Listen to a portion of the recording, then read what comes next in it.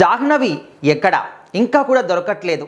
తను తప్పిపోయి దాదాపు 10 రోజులు గడుస్తుంది. అయినప్పటికీ కూడా చిన్న ఆనవాలు కూడా కనిపించట్లేదు.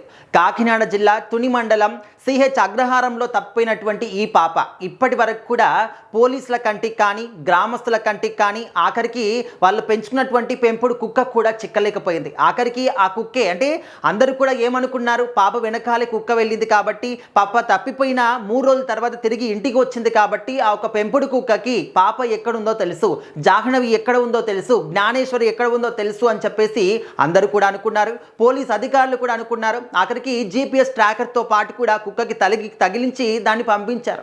అయినప్పటికీ కూడా ఎలాంటి లాభం లేకపోయింది. కెమెరాను తగిలించి పంపించారు. అయినప్పటికీ కూడా ఎలాంటి ఆధారాలు కూడా చిక్కలేదు.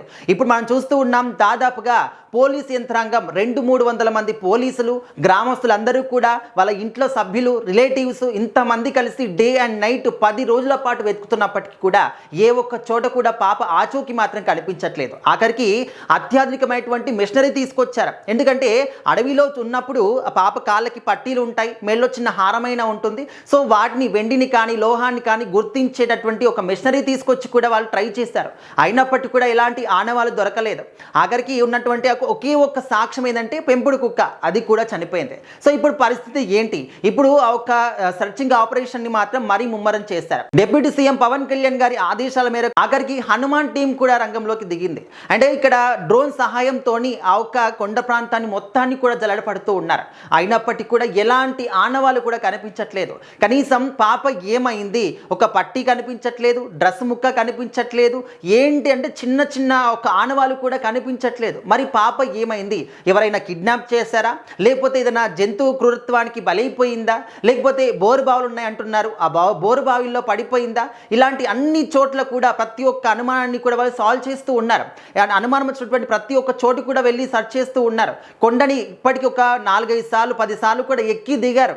చుట్టూరా కూడా వెతికారు. పామ్ ఆయిల్, దట్టమైన అడవులు, దట్టమైనటువంటి గడ్డి ప్రాంతం, క్రూరమైనటువంటి జంతువులు, అంటే ఇన్ని ఉన్నప్పటికీ కూడా పోలీస్ బృందాలు కానీ గ్రామస్తులు కానీ ఇంకా వెతుకుతూనే ఉన్నారు. కానీ పాప జాడ మాత్రం ఎక్కడ కూడా కనిపించట్లేదు.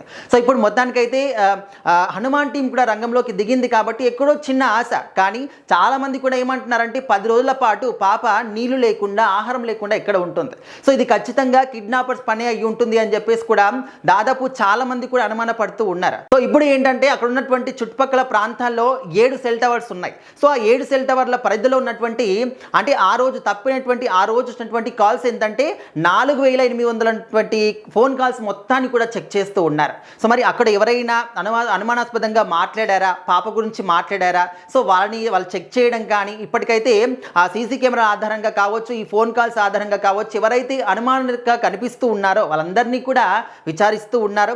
అదేవిధంగా వాళ్ళు తిరుగుతున్నప్పుడు ఎవరైనా అనుమానంగా కనిపించినప్పటికీ కూడా వాళ్ళని కూడా విచారిస్తూ ఉన్నారు.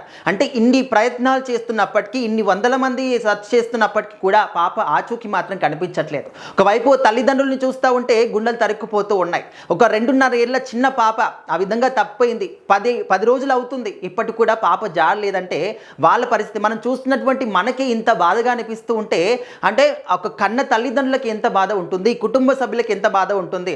వాళ్ళేమో ప్రభుత్వం పైన నమ్మకం పెట్టుకున్నారు. కానీ ప్రభుత్వం కూడా ఇన్ని ప్రయత్నాలు చేసినప్పటికీ ఎక్కడ కూడా పాప జాడలేకపోతే ఏంటి పరిస్థితి? సో మరి పాప పరిస్థితి మాత్రం ఎవరు కూడా అర్థం కాని పరిస్థితి. ఎందుకంటే పలానా చోట ఉంది, అక్కడ ఇరుక్కుపోయింది, పలానా జంతువు, అంటే ఈ విధంగా ఏదన్నా మనకు చిన్న ఆధారం దొరికినా కూడా ఓకే దాని గురించి ఆలోచిస్తూ ఉంటారు. కానీ ఇన్ని రోజుల పాటు ఇంతమంది వెతికినప్పటికీ కూడా చిన్న ఆధారం కూడా లభించట్లేదు. కాబట్టి అసలు ఏమి మాట్లాడాలి, ఏం చెప్పాలనేది ప్రభుత్వానికి కూడా అర్థం కావట్లేదు. బట్ అందరూ కూడా కోరుకునేది ఒకే ఒకటి, ఒకవేళ ఎవరైనా కిడ్నాప్ చేసి ఉంటే, ఎక్కడైనా చిక్కుని ఉంటే పాప ప్రాణాలతో దక్కితే అదే క్షేమం, అదే 10,000 అంటే అందరూ కూడా అనుకుంటూ ఉన్నారు.